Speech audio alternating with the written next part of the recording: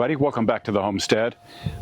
As many of you probably know, one of my passions is permaculture. I have my certification in permaculture and permaculture design from Matt Powers. I've studied this for a long time, and I was recently asked to do a presentation. I only had an hour to do this, so trying to pack permaculture into 1 hour, particularly just the design aspect of permaculture, was quite a challenge. But that's what this video is about. So this is from a talk that I gave to the Henderson County Master Gardeners. I hope you enjoy it. And if you have any comments, questions, or anything else I can answer for you, please leave those in the comments below. And this is part one. So I've broken this into 2 pieces. So stay tuned for part 2 and be ready to watch that one also. Again, just leave your comments, like and subscribe to our video, and we appreciate it. So let's get into it. Happy Organics Farm. My wife and I are modern homesteaders. We're permaculturalists. So I have my certification in advanced permaculture and permaculture design. I'm also certified in soil biology and soil microscopy. It's a hard word to say. How many of you guys are familiar with permaculture? A few? We've got a few that are kind of familiar with it. So she's only given me 6 hours to speak. So I've condensed just a bit of the design portion, the elements of design in permaculture down to this presentation. You guys are welcome to take pictures of slides, take notes, whatever you would like to do, and of course we'll be available to answer questions after the presentation. So I'll get started. There's our YouTube channel, our contact information, so y'all are welcome to contact us anytime with any of your gardening, permaculture questions, design questions. So yeah, that's us. Permaculture design, this is an introduction to permaculture design. The goal of this presentation is to promote ethical design, design thinking through an introduction to permaculture. So we're going to cover a lot of material. The first bit of this, we're going to talk a lot about what is permaculture, so we get some context. What does this really mean? So permaculture is working with nature, not against it. It's based on the tenets of people care, earth care, and future care. It's a return to abundance. Focuses on stable design principles that foster and develop productive ecosystems similar to those found in nature. So what we're trying to do in our permaculture design, in our gardens, in our landscapes, whether you have just a backyard, front yard, acreage, all of these things apply on so many different levels. Permaculturalists design agriculturally productive ecosystems which have stability, diversity, resilience of natural ecosystems. So we spend a lot of time in observation. We spend a lot of time paying attention. Literally, you look like you're being lazy. Just go out and sit in your lawn chair in the backyard or look over your field and watch what you see. What's happening there? What is nature doing? So paying attention to what's going on in the environment is one of the key concepts to design. Bruce Charles Mollison and David Holmgren founded the concepts of permaculture back in the 70s. It comes from the combining of the words permanent and agriculture. Its holistic approach encompasses community building, sustainability practices that are beyond farming. So a lot of people think that permaculture is only related to agriculture and farming. It's social, it's community. It has so many different aspects. So the little 12-point chart there, you've got the permaculture principles in the middle. And this is talking about agriculture and gardening primarily on this one, but using the edges, using and valuing diversity, small and slow solutions. So rather than doing something on a grand scale, doing something huge, make small improvements a little bit at a time so you can see what the effect is. What is the result of these small changes? So without going through all of these, those are the basic tenets that we're going to use in permaculture design. People care, that's one of the tenets. The goal is to create communities that are secure and resilient. We all know all the things that are going on around us in the world today between food supplies, what's going on with conflicts in countries, and all of those kinds of things. But one of the things about permaculture is it's about people care. I need to be caring about this gentleman right here and how the things I might do on my property might affect him, the foods that I grow, the nutrition, all the different aspects of what we do, train, and teach, even beyond just the gardening and maintaining our farm. So it's the people care starts standards of living. We want people to have good standards of living. Permaculture from people care is about community. It even goes down to entertainment. What are we watching? Well, how is these things affecting our mind? What are we watching? What are we seeing that is influencing ourselves and things we design? Housing. I'm also a home inspector. That's another one of my jobs, so that one's key to me. I see new construction houses built all the time, and so many toxic materials that are installed in homes. So, yeah, there's so many different materials and different ways we can build homes without these toxic materials. Health and human rights. As I said, it just goes into so many different things than just farming and agriculture. Earth care. I think this is primarily why a lot of us are here. Acknowledge that the earth provides our food, water, medicine, and shelter. Everything comes from the earth. It provides everything that we need. It involves comprehending and maintaining the borders of bioregions and the natural cycles and patterns within them.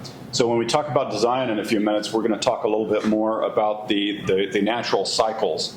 So when you're designing for permaculture, these cycles in nature are largely some of the things we really want to be paying attention to. It's part of that observation that I mentioned earlier. We want to use sustainable techniques that prevent wasted resources, pollution, erosion, environmental degradation. So the main focus is on earth care. Take something from the earth, we've got to give something back. So if we're just consumers, and so many of us are in so many different ways, we all are. We're always consuming things, the resources that the planet has provided for us. What are we giving back? What are we doing to nourish the planet that we live on, the environment that we live in? So it's pretty important. If we take something out, we've got to put something back in. Fair share. This is really a return to abundance. So many people live with a scarcity mindset. We're going to run out of this. We're going to run out of that. So permaculture, future care, is about bringing that abundance back to our thinking and back to our homes and lives, our land, the places that we live. We need to set limits on the consumption of natural resources. It's a shift in focus towards production, limiting consumption, as I said. Permaculturalist advocates believe that individuals can lessen their ecological footprint and preserve the Earth's finite resources for future generations. So future care, we're going to talk about in just a minute, but fair share, the key there is a return to abundance. There's no reason for us to live in a world of scarcity where we don't have the resources that we need. Those need to be planned and designed for. So this slide, we're talking more about what is permaculture. It aims to create sustainable and self-sufficient ecosystems that meet human needs for food, water, and energy. By embracing permaculture principles, we can transform food systems, housing, urban design, community relationships by drawing inspiration from nature's complex patterns and cycles. The focus is on action and offers a structure for ethical, sustainable, and ecological solutions.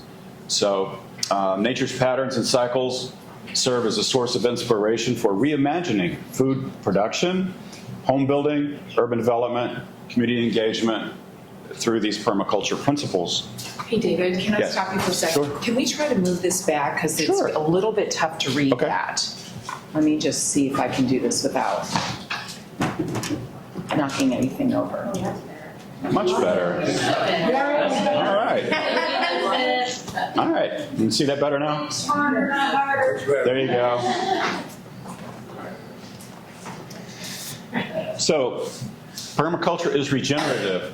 We need to keep soil covered. Mother Nature is modest. She does not like to be left bare. So keep the soil covered. That's part of being regenerative agriculture. Maintain a living root system all year long. So we need roots in the ground. But we'll talk a little bit about chop and drop. When I have weeds or plants that I've harvested unfinished, we cut those off at the ground and we leave the roots in the soil. Those roots are still biologically active with the microbiology that's in that soil. So by harvesting, taking off the cover, off the top, we should leave those root systems down there. Integrating livestock, minimizing soil disturbance. How many of you guys have heard of no-dig gardening? Probably a lot of you. It's easy to talk about. In some ways, it's harder to do. We need to minimize soil disturbance. It doesn't mean to eliminate it. If you've got a patch of ground that's all grass and you want to put a garden there, some cultivation of that soil is going to be required. You've got it packed, it's compacted, it's got stuff in it, the leaves and grass material. But after that's done, that's when your no-dig comes more into play, or minimal tilling. So, permaculture is sustainable. It affects society, economics, and the environment as well. Sustainable resource management involves responsibly utilizing natural resources to prevent depletion and irreversible harm. Sustainable practice helps prevent erosion, pollution, environmental harm, and wasted resources. The permaculture designer gradually discerns optimal methods for integrating water catchment, human shelter, energy system, tree crops, integrating these things with edible plants, self-seeding annuals, domestic and wild animals, and aquaculture. So we moved to this area just a little over a year ago, and like everybody else, when we first moved there, we live on 16 acres, and we have this pasture down front. And I noticed as I'm mowing, trying to keep up with everybody else around me who mows, I noticed, man, there's a lot of bare spots. There's a lot of gaps in this. Why is that? And so we let it go. We stopped mowing it. The flowers came up, our bahia grass is seeding and growing. We've got wildflowers coming up. So simply by watching and paying attention to what nature's doing, we're reseeding. So we're reseeding to fill in those bare spots. My neighbors often said, hey, I've got a lawnmower. If yours is broken, you're welcome. You can use our brush hog. I said, no, I'm doing this on purpose. No, everything's good. But yeah, so that's just, we're doing it on purpose. Permaculture is organic, creating food, medicine, and agricultural products without the use of synthetic man-made chemicals. So we need to really avoid those synthetic man-made chemicals. There are plenty of natural things that we can use in our agriculture for food, medicine, and agricultural products. Organic production focuses on maintaining the well-being of the soil, air, water, and wildlife, and the people who depend on it. The soil is key. We need to really be taking care of the soil, because if our soil is not in good shape, anything else we're doing above ground is really not going to be as effective as it could be if we're not understanding how to nourish and generate and regenerate our soils on our properties. The Permaculture Prime Directive, I love this. This is from Bill Mollison. The only ethical decision is to take responsibility for our own existence and for that of our children. So all of us, we're all adults in this room. If we don't take responsibility through whatever means of caring for the earth, fair share, or the ecology, all the things around us, we need to each take responsibility for that, for ourselves, and pass these things on to our kids so that they live in a better world and we don't leave it in destruction. Permaculture is not monoculture. Now, I've spoken to a couple of groups where people kind of find this offensive by talking about monocultures. Monocultures are not, does everybody know what a monoculture is? No. Monocultures is when they plow a field and they plant it full of corn. That's a monoculture. Or they plant the entire thing full of cotton. So we don't see this in nature. Monoculture. Or you have a lawn full of Bermuda grass. Yeah, well, hay cultivation, right? Those kind of things. And there are places where this matters or is relatively acceptable. But the thing about monocultures is they're depleting the soil of nutrients and the microbiology in that soil. So I don't have it in this presentation, but I actually have a video in places like Florida, Alabama, and California where they're chemical farming. And so many people are buying foods from grocery stores that are farmed in this. The people that are working these fields are out there in hazmat suits. The soil is that toxic. That's what the food's grown in. All right. Do we want to be, promoting that and continuing down that path? If you haven't seen this is a really good permaculture type video called "Kiss the Ground." Woody Harrelson is the narrator in this, does an excellent job. But this is definitely a video well worth watching on whatever streaming system you have. Farm workers exposed to disease-causing synthetic chemicals. And this always it reminds me, the greatest civilizations of the past failed using monocultures. So when Americans first came here, we're in the U.S. and they discovered, man, we've got all this great soil. Everything grows so well here. And they began doing these monocultures. And after their first crops are great, and then they deteriorate over time. They're depleting the nutrients in the soil, and then they don't know what to do to get that biodiversity back. I have a question. So when you say the mono, are you talking about planting like that field of corn all over again the next year? So it's using the same crop? Every time. Okay. So part of it is crop rotation, doing crop rotations.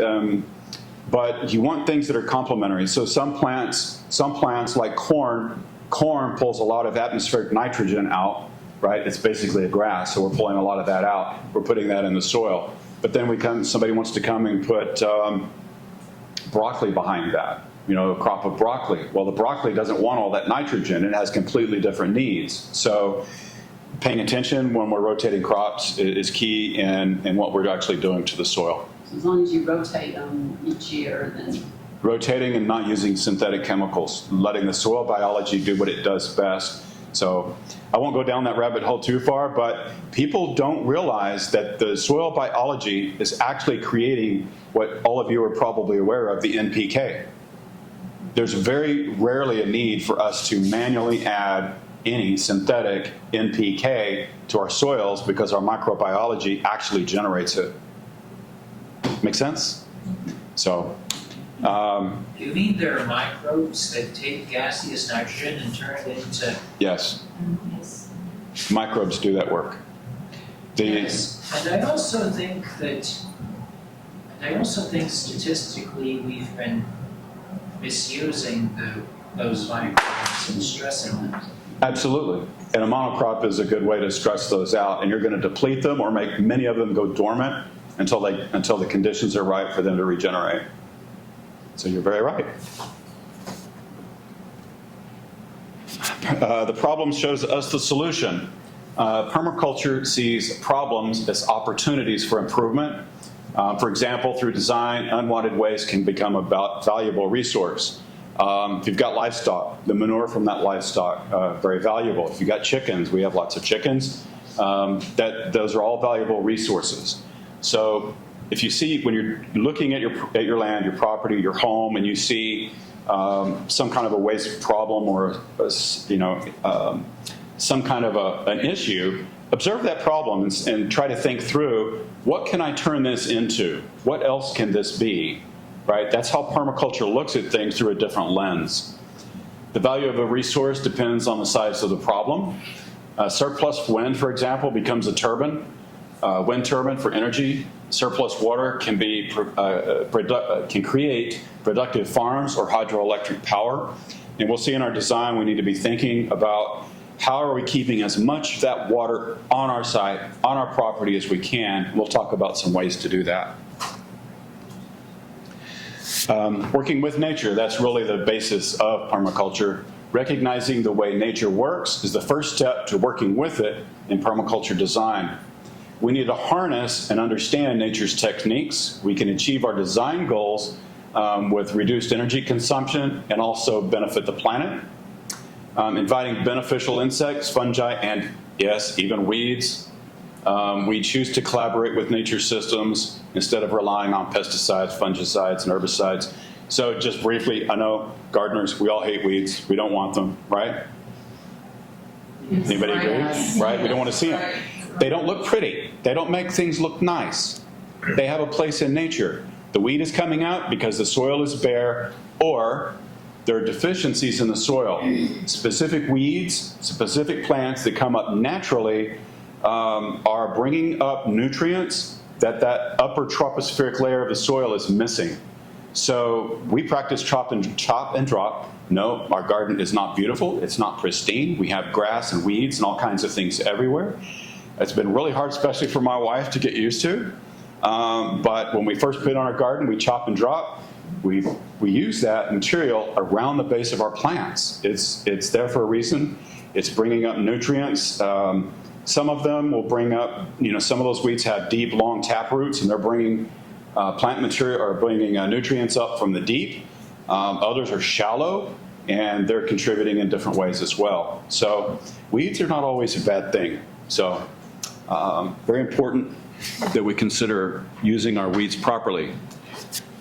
God's perfect permaculture design, the Garden of Eden. The world, the earth is God's design. Everything has a purpose. It's the natural order. God created a natural order for us to live in. It's His plan is organic, regenerative, sustainable, and holistic. All of those things that we talk about that are all principles of permaculture are all part of God's design. God designed the rhythms, the patterns, and the cycles. The rhythms, patterns, and cycles have been disrupted. We disrupted them. We're not paying close attention to what God designed. This beautiful picture of the Garden of Eden. It's just we do so many things as humans that disrupt the natural systems, the natural cycles that we need to be paying more attention of. We need to observe everything that we're doing in our own lives. Monocrops, synthetic clothing, synthetic chemicals, plastics, home construction materials, fluorescent lighting, and entertainment are all disruptions to God's perfect plan, right? The systems that He designed, we have in many ways badly influenced those. Everything Gardens, the Biggest Little Farm. So this is another video. If you haven't seen this, The Biggest Little Farm is one of the best documentaries I've ever seen that points to permaculture. Some farmers moved out to California. They had all these things. They thought, wow, we're going to plant this, we're going to plant that, we're going to raise these animals, and they had issue after issue. And they brought in a permaculturalist and started working with them. And what they discovered was, well, when we have too many coyotes and they're eating all of our chickens, they don't have enough to eat in nature. So they were killing all these things that were disturbances, not realizing that they're affecting the ecosystem. So it's a good documentary to watch. So highly recommend that. Balanced ecosystems. In balanced ecosystems, the inputs and outputs of each element enhance the environment. The mole and the worm aerate the soil. Birds and browsers spread the edge effect of forests, spreading seeds. Weeds like vetch, dandelion, legumes, and covers repair the soil. Weeds indicate something's missing from the soil life, because every weed type brings in specific nutrients or minerals that the system is needing. In the wild, deer, wolf populations self-regulate through cyclical rises and falls in population, with both populations in tandem. When one element is removed, like the wolves, it sends others into a state of imbalance. So in our observation, that's kind of what we're trying to watch. Look at this. Some of you probably have backyard gardens and those kind of things. What pest do I have a problem with? Instead of what pesticide do I put on this, what natural predator feeds on that? You see how that works? So keeping things in balance is very important. How many of you realize we live in a post-oak savanna? Right? Some do. That's this area. The Athens, most all of Henderson and Anderson County are post-oak savanna. So I got this list from Texas Parks and Wildlife. There's a different list of native plants for each zone, for each environment. These are native species. These are the plants that actually belong here. These are the ones that have been living in this space for thousands of years. So I think that's a pretty good list. There may be a few others that aren't on here, but it's a good list. Covers our trees, our shrubs, our succulents, vines, grasses, and wildflowers that really should be here. So in our design thinking, it would be a great idea, since we live in the post-oak savanna, to reflect what this environment should really look like. What plants and grasses and shrubs all belong here. Design based on landscape profiles. So humid, high moisture content, rounded hills and mountains, or do we have low moisture content, angular landscape, strong winds? Like, so that second one there, we're talking more about alpine, we're talking more about mountainous country. But our farm in this area, we live in a post-oak savanna. That's actually a picture from our place last fall. So, climate analogs. We won't spend a lot of time on this. This gets really complex. But the biggest thing to consider here is when you're designing, if you want grapes to grow, will grapes grow here? Well, certain species will. So we need to look at the different places. So these climate analogs show, like, we're somewhere right in here. So we have a lot of plants that will grow from China, Afghanistan, and Russia for this area.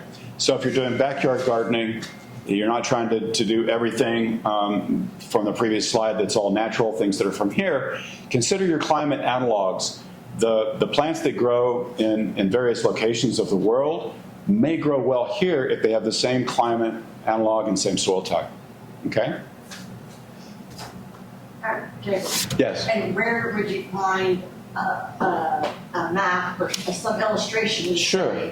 The color zone or whatever that you have here, which is that? Yeah, there are a lot of them. Google, just do a search for climate analogs, and you can drill down to be more specific about climate analogs that match Texas or climate analogs that match wherever you live. And there are a lot of different ones, and they all have different things that they're reflecting. Some of them are reflecting soil type, some of them are reflecting temperatures, some are reflecting temperatures. As I said, that gets fairly complicated to get into, but it's a good thing to think about from our design perspective, in that is this plant that I want to grow that came from the outback of Australia, is that going to do well here, right? So is it naturally going to do well, or is this going to create another maintenance thing that I'm going to have to constantly tend? So in permaculture, we want to do things so that we're not having all those maintenance issues and many other reasons. But that does get complicated, but those can all be found online. Observation. Take the time for observation when considering permaculture design. Observation is probably our strongest asset in uncovering potential for natural systems. While our observation skills may be limited, we can observe them through various techniques and tools, which we'll talk about. With experience, interpreting the landscape gradually becomes easier. Implementation of a design requires proper sequencing and flexibility so that changes can be made as observations and experience bring new understanding. So I mentioned early on, observation. Get comfortable, get your favorite beverage, go sit out and watch your property. Even if it's a backyard, it's your front yard, it's your front 50 acres, whatever. If you sit there and watch what birds are coming in, what things are interacting, what is the weather doing, which direction is the sun facing, what's the primary direction of the wind right now. So all those things are important for our design of our properties. Permaculture design stacks functions. Does anybody know what I mean by stacks functions? Stacking function, you do, you've been through permaculture. Stacking functions means that each thing in our design serves more than one purpose. Stacking functions means that everything has multiple jobs in that system. It's not just a monoculture. It's not just there for this one thing. In nature, every plant, animal, microorganism, and process serves various functions and provides support in multiple ways. Companion planting. You guys are probably all familiar with companion planting. That's part of stacking functions. More connections, inputs, and outputs between elements in a system, the more sustainable that system is. So if we plant the right tree, we put the right understory trees around it or the right supporting plants, we have to do very little, maybe some pruning, to maintain that plant. So how these things work together in our design. Example, chickens eat a wide variety of foods, so they survive on a wide variety of climates and conditions. Chickens are a perfect example of stacking function. They provide eggs, meat, feather, bones, pest control, manure, scratching like tilling, new chicks. So chickens, that's always, we love chickens. It's a good example of stacking functions. So when you watch them, there's so many ways that they integrate in a system, as do most livestock. So beginning to get into a little bit more design information, the gravity, we live on a steep slope. We're paying attention now to what the gravity effects are in different spaces on our land.